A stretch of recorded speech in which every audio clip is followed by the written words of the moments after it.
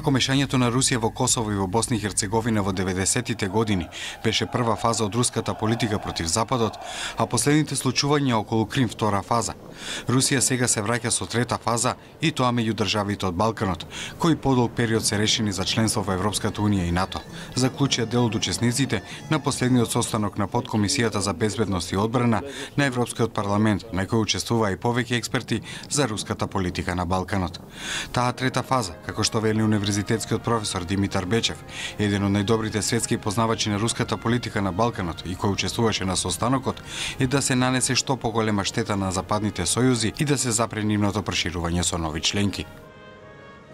What is Russia's objective in this third phase? I don't think the Russians have a positive agenda. They certainly don't see the Balkans as part of their so-called privileged sphere of interest. They don't see Serbia or anybody else joining the Eurasian Economic Union or the Collective Security Treaty Organization. What they want to do is create maximum damage for the West. They see the Western Balkans as a soft spot for the Western alliance on the flank, where they can effectively stir trouble and maybe gain some geopolitical advantage. Со порака дека Русија се противи на членството на Македонија и регионот во НАТО, во Скопје дојде и заменик државниот секретар на Соединетите држави Џон Саливан.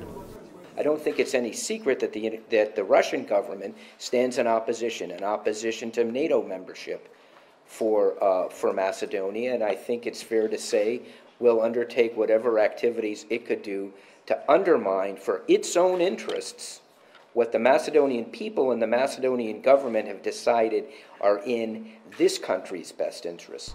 Потврдено овие тврдења дека Русија не ја сака Македонија во НАТО, минатата недела дојде и од рускиот амбасадор во Атина, Андрей Маслов, кој дури испрати предупредување до Скопје. Русија нема ништо против договорот од Преспа за името, но се противи на членството на Македонија во НАТО, и ако тоа се случи, Москва ќе биде принудена да преземе контрамерки. Изјави Маслов на средба со новинарите по повод посетата на грчкиот премиер Алексис Ципрас на Москва.